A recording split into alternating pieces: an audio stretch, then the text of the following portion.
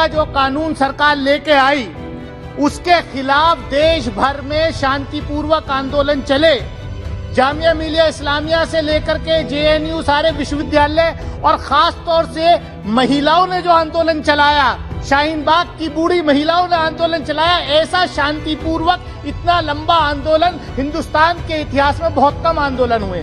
मेरी आपके माध्यम से सरकार से मांग है कि इस वक्त रहते सीएए का जो कानून है उसको वापस लिया जाए, उन लोगों को दोबारा आंदोलन के लिए जो है ना सड़कों पर निकाला जाए। मैं आपके माध्यम से सरकार से यही कहना चाहता हूं, जो सर आधा मिनट सर, जो उस आंदोलन के दौरान यूएपीए जैसे झूठे मुकदमों में लोग बंद हैं, खास तौर से जो स्टूडेंट यूथ एक्टिविस्ट हैं वो जेलों में सड़ रहे हैं, उनको तुरंत रिहा किया जाए। और प्रधानमंत्री जी, दोस्तों, खबर पर नजर में आपका फिर एक बार स्वागत है। आज हम सीएए यानी नागरिकता संशोधन बिल पर चर्चा करेंगे, लेकिन आगे बढ़ने से पहले आप ये लेटेस्ट वीडियो देखें।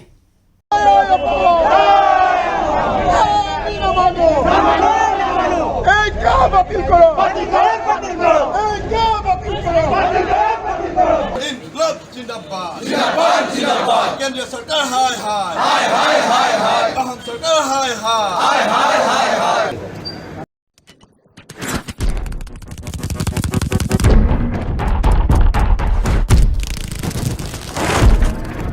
दोस्तों, ये जो वीडियो आपने देखी ये केवल 2 दिन पहले यानी 11 दिसंबर की है। 11 दिसंबर 2019 को राज्यसभा में नागरिकता संशोधन बिल यानी सीएए पारित किया गया। इसके खिलाफ नॉर्थ ईस्ट में होने वाले प्रदर्शन के अंदर 5 लोग मारे गए। इस दिन की याद में नॉर्थ ईस्ट स्टूडेंट ऑर्गेनाइजेशन और अनेक दूसरी संगठनों ने भी कई जगहों पर विरोध प्रदर्शन किया। आपने वीडियो में देखा कि ये लोग काला दिवस मना रहे हैं, काले झंडे लहरा रहे हैं और बैनर उठाकर जुलूस निकाल रहे हैं और उसमें जो है वो भाषण दे रहे हैं। इस प्रदर्शन द्वारा ये संदेश दिया गया कि पूर्वोत्तर भारत के लोग इस कानून के खिलाफ हैं। यानी इस तरह का प्रदर्शन केवल गुवाहाटी में नहीं बल्कि पूर्वोत्तर के अनेक राज्यों में हुआ।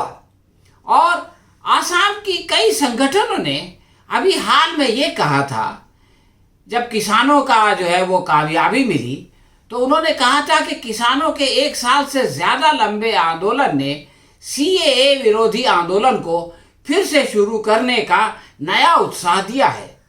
पार्लियामेंट के विंटर सेशन से पहले बुलाई गई एनडीए समर्थकों की मीटिंग में, यानी उन पक्षों की मीटिंग में जो एनडीए में शामिल हैं, उनमें नेशनल पीपुल्स पार्टी की नेता अगाथा संगमा ने सीएए को ख़त्म करने की मांग करके सबको चौंका दिया था। मेघालय के तोरा लोकसभा क्षेत्र से सदन की सदस्य संगमा ने सरकार से अपील की थी कि लोक भावना का ख्याल रखते हुए जैसे किसान कानून को रद्द कर दिया गया है, इसी तरह ये सीएए के कानून को भी रद्द कर दिया जाना चाहिए। ये मांग अकेले में नहीं की गई बल्कि जिस मीटिंग में की गई उसमें रक्षा मंत्री राजनाथ सिंह, प्रहलाद जोशी और पीयूष गोयल ये सभी लोग उपस्थित थे। संगमा के अनुसार ये पूर्वोत्तर राज्य के सभी लोगों और सारी पार्टियों की तरफ से ये मांग की जा रही है। यानी उन्होंने जिन पक्षों से बात की वो सब भी ये चाहते हैं कि ये इसको हटा दिया जाए और वहाँ के सभी राज्यों में रहने वाले लोग भी जो है इस कानून को हटाना चाहते हैं। इस कानून का बीजेपी ने दिल्ली और पश्चिम बंगाल में राजनीतिक फायदा उठाने की बहुत कोशिश की, मगर इत्तेफाक से वो दोनों जगह नाकाम रही और बुरी तरह हार गई। परंतु वो इसके बारे में कितनी गंभीर है इसका अंदाजा गृह राज्य मंत्री नित्यानंद राय के सदन में दिए जाने वाले अभी इसी शीतकालीन सदन के जवाब से आपको हो जाएगा। उन्होंने बताया कि पिछले 5 सालों में केवल 10,645 लोगों ने भारतीय नागरिकता का आवेदन दिया, 10,645, और उनमें से भी सिर्फ 4,170 लोग नागरिकता प्राप्त कर पाए। यानी 60% लोग जिन्होंने के नागरिकता के लिए आवेदन दिया था उनको जो है वो नागरिकता प्राप्त नहीं हुई। इस बिल के बावजूद ये हुआ है। मोदी सरकार में ये संख्या निरंतर गिरती जा रही है। यानी आप देखें कि 2016 में जब ये बिल नहीं आया था उस वक्त 1,106 लोगों को नागरिकता दी गई थी। 2017 में जो है वो 817 लोगों को नागरिकता मिली। 2018 में वो संख्या और घट गई, यानी 628 भी पहुंच गई। 2019 में इसमें थोड़ी बढ़ोतरी हुई और वो 987 तक गई। 2020 में ये फिर से गिर गई और 2020 में यानी इस बिल के आने के बाद केवल 639 लोगों को नागरिकता दी गई। और इसका मुख्य कारण ये भी है कि इस कानून को बने हुए तो 2 साल हो गए, लेकिन इसके लिए रूल्स और रेगुलेशन बनाने की फुर्सत अभी तक सरकार को नहीं मिली। इसका यही अर्थ होता है कि या तो सरकार ये रूल और रेगुलेशन बनाने में सक्षम नहीं है या वो इसके बारे में गंभीर नहीं है। वो सिर्फ इसका राजनीतिक फायदा उठाना चाहती है लेकिन कुछ करना नहीं चाहती। मंत्री महोदय के अनुसार नागरिकता मांगने वालों में सबसे कम संख्या बांग्लादेश की है। यानी आसपास के जितने देश हैं उनमें सबसे कम बांग्लादेश के लोगों ने जो है वो भारत की नागरिकता के लिए आवेदन दिया। इसलिए गृह मंत्री को अपने उस वक्तव्य पर पुनर्विचार करना चाहिए कि बांग्लादेश में खाने को नहीं मिलता इसलिए लोग भारत आ जाते हैं। बांग्लादेश से लोग भारत नहीं आ रहे हैं और बांग्लादेश जो है वो भारत से ज़्यादा तेज़ी के साथ विकास कर रहा है। ये शायद हमारे गृह मंत्री को नहीं मालूम। राजस्थान के सीमा पर, पाकिस्तान से राजस्थान की सीमा पर एक संगठन है जिसका नाम है सीमांत लोक संगठन। उसके अनुसार पाकिस्तान से आने वाले 1000 शरणार्थियों को राशन कार्ड न होने के कारण कोरोना काल में पहले तो राशन ही नहीं दिया गया। यानी लॉकडाउन है और राशन दिया जा रहा है राशन कार्ड वालों को। अब उन बेचारों के पास राशन कार्ड नहीं है, नागरिकता तो दूर राशन कार्ड नहीं है, तो उनको राशन नहीं दिया गया। फिर ये संगठन जो है वो मुख्यमंत्री गहलोत के पास पहुंच गया और कहा कि भाई देखो ये लोग हमारे साथ रह रहे हैं, इनको जो है वो खाने देना हमारा कर्तव्य है। तो अशोक गहलोत ने उसका आदेश दे दिया। इसके बावजूद बहुत कम लोग इसका फ़ायदा उठा सके। उदाहरण के तौर पर वो कहते हैं कि जैसलमेर के में 2300 परिवार रहते हैं जो वहाँ से आए हैं, लेकिन इस राशन का फ़ायदा केवल 450 परिवारों तक पहुँचा। यानी केवल 450 लोगों को मदद पहुँची। बाकी जो बड़ी संख्या है तकरीबन 1900, वो लोग इसका फ़ायदा नहीं उठा सके। इन आंकड़ों से हम अंदाज़ा लगा सकते हैं कि जो लोग जिनको हम कहते हैं कि पीड़ित है वो हमारे देश में आएंगे, हम उनको नागरिकता देंगे, लेकिन नागरिकता तो दे देंगे लेकिन खाने के लिए भोजन देंगे इसकी कोई गारंटी नहीं है। मोदी जी के नए भारत में नागरिकता का आवेदन देने वाले तो केवल 10,600 लोग हैं, जैसा कि मैंने आपको बताया। परंतु इस कार्यकाल में भारतीय नागरिकता छोड़ने वालों की संख्या 6 लाख है। ये भी जो है वो सदन में बताया गया। यानी 10,000 लोग नागरिकता लेना चाहते हैं, उसमें से 4,000 लोगों को हम नागरिकता देते हैं, लेकिन 6 लाख ऐसे लोग हैं जो कि भारत के नागरिक थे। वो इस कार्यकाल में यानी इस 5 सालों में भारत से चले गए और उन्होंने अपनी नागरिकता भी त्याग दी। मोदी जी ने इन देश छोड़ने वालों के बारे में क्या कहा था 2015 में सियोल की धरती पर, यानी भारत से बाहर।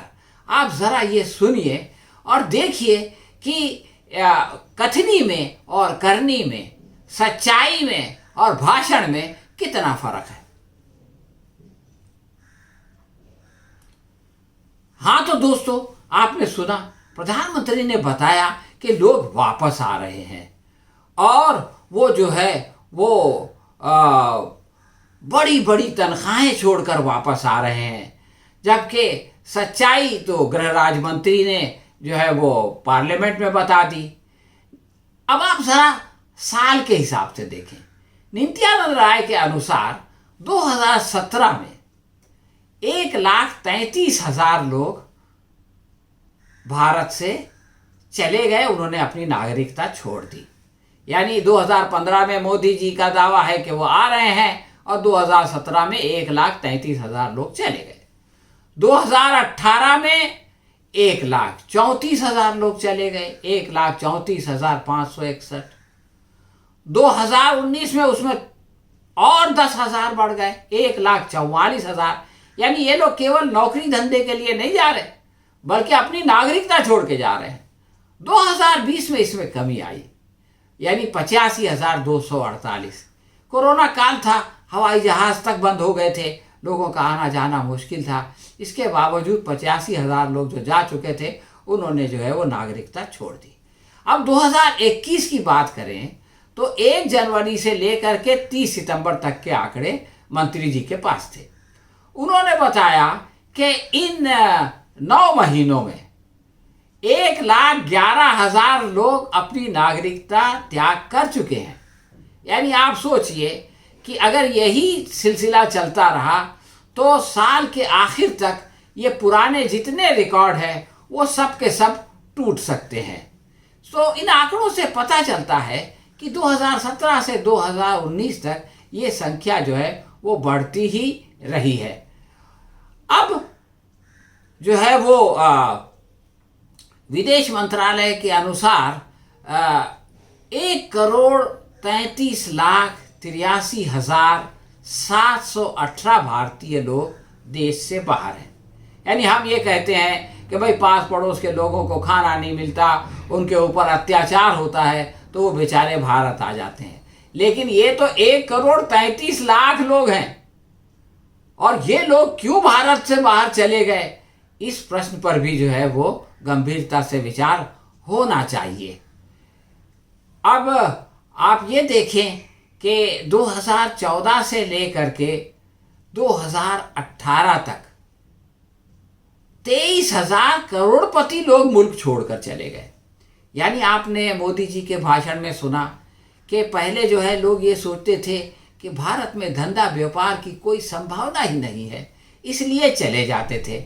अब मोदी जी के आने के बाद 2014 से 2018 तक 23,000 करोड़पति इस देश को छोड़ के क्यों चले गए? उनको ऐसा क्यों नहीं लगता कि प्रधानमंत्री जो कुछ बोल रहे हैं वो दुरुस्त है? अब आप देखें कि 2015 में बाहर जाने ये जो करोड़पति लोग हैं, यानी जिनके पास जो है वो 6.5 करोड़ से ज़्यादा धन दौलत है, 6.5 करोड़ रुपए कोई कम नहीं होते, तो ऐसे लोगों की संख्या 2015 में 4,000 थी। 2016 में ये बढ़ गई, यानी 1.5 गुना हो गई, 6,000 करोड़पति भारत से रफूचक्कर हो गए। 2017 के अंदर इसमें और बढ़ोतरी हुई और 7,000 तक ये संख्या पहुंच गई। फिर भी तो दोस्तों ये सोचने वाली बात है कि ये जो लोग गए हैं उनमें मेहुल चौकसी भी हैं, जो कि प्रधानमंत्री के बहुत चहीते हैं, और नीरव मोदी भी है जो कि भारत छोड़कर चला गया और जिसके बारे में बार बार ये बताया जाता है कि वो बहुत जल्द आने वाले हैं। ऐसी खबरें सुनते सुनते तो हमारे कान पक गए। और वो जेल में किस कमरे में रुकेंगे, उस कमरे की तस्वीर देखते देखते लोगों की आंख में जो है मोतिया बंद हो गया, लेकिन वो ना आए और ना उन कमरों में गए। मोदी जी और उनके मंत्री बड़े बड़े दावे करते थे कि कोई नहीं बचेगा, हम सबको लाएंगे, लेकिन कोई आ नहीं सका। तो मोदी जी को ये पता होना चाहिए कि उद्योगपति भाषण से नहीं आते। सरकार के अनुसार 2020 में, यानी ताज़ा आंकड़े बता रहा हूँ, 11,716 जो है वो उद्योग धंधा करने वालों ने आत्महत्या की। ये हमारे देश की परिस्थिति है कि यहाँ पर एक साल में 11,000 उद्योग धंधा करने वाले जो है वो आत्महत्या करने पर मजबूर हो जाते हैं। हालांकि 2019 में भी लोगों ने आत्महत्या की थी, लेकिन उनकी संख्या जो है वो 9,052 थी। यानी आप ये देखें कि इस संख्या में 29% की बढ़ोतरी हुई है, जो कोई मामूली बढ़ोतरी नहीं है। मोदी जी के चहीते अडानी की आमदनी में हर दिन 1000 करोड़ से ज्यादा की बढ़ोतरी हो रही है, परंतु देश में हर रोज 32 कारोबारी आत्महत्या करने पर मजबूर हैं। ऐसा क्यों होता है, इस पर भी सरकार को विचार करना चाहिए। एक समय था जब लोग, यार पता नहीं पिछले जन्म में क्या पाप किया था, हिंदुस्तान में पैदा हुए, ये कोई देश है, ये कोई सरकार है, ये कोई लोग है, चलो छोड़ो चले जाए कहीं और लोग निकल पड़ते थे। कुछ वर्षों में तो हम ये भी देखते थे, उद्योग जगत के लोग कहते भाई अब तो यहां व्यापार नहीं करना है जी, अब यहां नहीं रहना है, और ज्यादातर लोगों ने तो एक पैर बाहर रख ही दिया था। देखिए, मोदी जी बड़े परिवर्तन की बात कर रहे थे अपनी वीडियो में। 2015 में से अगर हम इसकी तुलना करें तो उस समय किसान ज़्यादा आत्महत्या करता था, यानी जो है वो 1.44 किसान की आत्महत्या के मुकाबले एक जो है वो उद्योगपति या कारोबारी उस ज़माने में आत्महत्या करता था। लेकिन ये जो आंकड़े हैं ये बताते हैं कि पिछले साल केवल 10,677 किसानों ने आत्महत्या की, लेकिन ये कारोबारियों की आत्महत्या जो है वो उससे ज़्यादा हो गई, यानी 11,716 हो गई। तो दोस्तों, आपने देखा कि शाह जी ने तो नागरिकता देने की बात करते हैं, मगर लोग जो है वो बड़े पैमाने पर नागरिकता छोड़ के चले जाते हैं। मोदी जी ने सीएए विरोधी आंदोलन के बारे में झारखंड में कहा था कि ये उपद्रवी लोग हैं, ये दंगा फसाद करने वाले लोग हैं और हम इनको कपड़ों से पहचानते हैं। अब उनसे रिक्वेस्ट है कि अपनी आंखों में सुरमा लगाकर इस वीडियो को देखें जो हम अभी आपको दिखाने जा रहे हैं, जो 2 दिन पहले की वीडियो है, और इन आंदोलन करने वालों को उनके यूनिफॉर्म से पहचानने का प्रयत्न करें।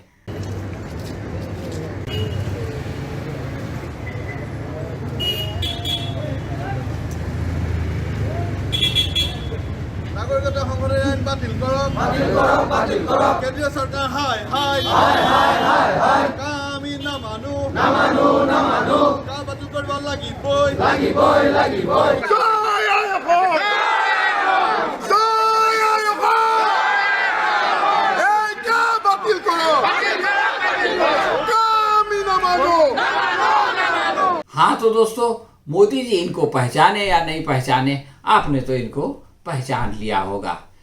ये थी हमारी आज की समीक्षा, जिसमें हमने आपको बताया कि सीएए की राजनीति क्या है और सीएए की सच्चाई क्या है और लोग इसका क्यों विरोध कर रहे हैं। हम बहुत जल्द किसी नए विषय के साथ आपकी सेवा में फिर उपस्थित होंगे। तब तक के लिए आज्ञा दीजिए। धन्यवाद।